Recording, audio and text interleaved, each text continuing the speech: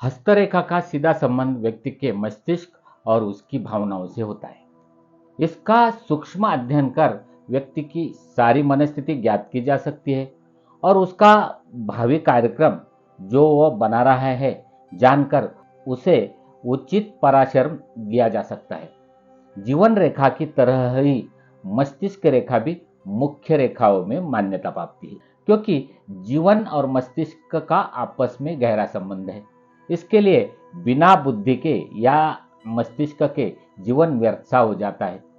इस रेखा से व्यक्ति की बौद्धिक शक्ति का बोध प्रमुख रूप से होता है और साथ ही धन संबंधी प्रश्नों के उत्तर भी इसी रेखा से प्राप्त होते हैं। गहराई से देखा जाए तो मस्तिष्क रेखा अर्थात बुद्धि का धन से संबंध होता है। जब धन का विनाश होने वाला होता है तो सबसे पहले मस्तिष्क यानी बुद्धि भ्रष्ट हो जाती है, और अगर धन आना होता है तो ये बुद्धि पहले ही आ जाती है। मस्तिष्क रेखा जिसे बुद्धि रेखा भी कहा जाता है, इसी रेखा के बारे में बात करेंगे तथा इस रेखा के रिलेटेड जो भी लक्षण है उसके बारे में जानेंगे। नमस्कार, पामिस्ट्री रिसर्च सेंटर से मैं अनिल कुमावत। मैं एक हस्तरेखा विशेषज्ञ हूँ और पिछले 22 सालों से पामिस्ट्री की प्रैक्टिस कर रहा हूँ। अपने हर वीडियो के माध्यम से हस्तरेखा से जुड़ी हुई सही जानकारी आप लोगों तक पहुंचाता रहता हूँ। आज हम जिस विषय पे बात करने जा रहे हैं उसका टाइटल है मस्तिष्क का स्तर बताने वाली रेखा, मस्तिष्क रेखा। ज्यादा कुछ समय न लेते हुए सीधे विषय पे आता हूं। चित्र में देखिए, सामान्यतः ये रेखा तर्जनी उंगली व अंगूठे के मध्य भाग से प्रारंभ होकर जीवन रेखा से मिलती हुई हथेली के मध्य भाग से होती हुई मंगल पर्वत या चंद्र पर्वत की ओर जाती है। उसे मस्तिष्क रेखा कहते हैं। नंबर 1, अगर मस्तिष्क रेखा मंगल पर्वत से जीवन रेखा को काटती हुई हथेली के दूसरी ओर जाती हो तो व्यक्ति की कल्पना शक्ति तीव्र होती है। ऐसा व्यक्ति एकांत प्रिय होता है और उसमें आत्मसम्मानी प्रवृत्ति अधिक होती है, लेकिन वो व्यक्ति उसका सही उपयोग नहीं कर सकता। इस व्यक्ति के काल्पनिक विचारों में हमेशा बदले की भावना अधिक रहती है। व्यर्थ में व्यक्ति विशेष की बात व राय को अपने विरुद्ध समझेगा। फलस्वरूप उसका स्वभाव चिड़चिड़ा होगा।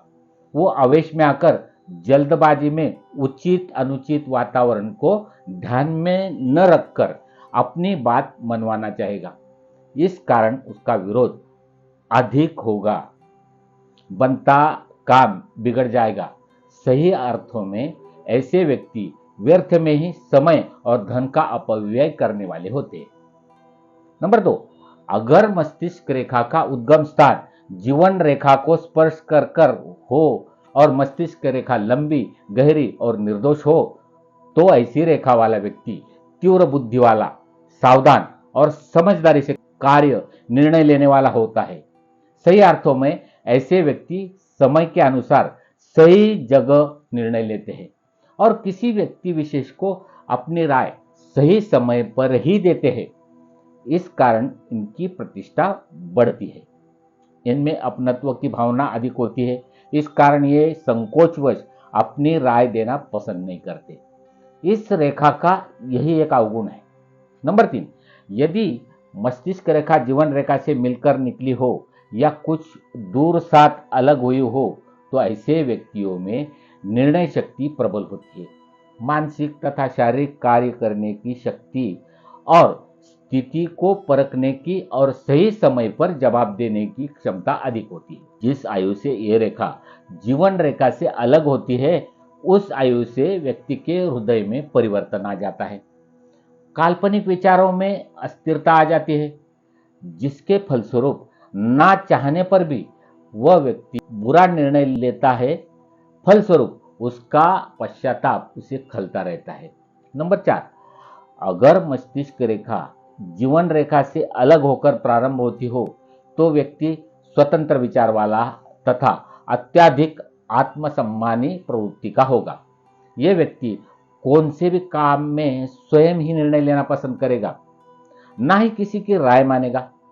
अपनी राय किसी को भी देना पसंद नहीं करेगा।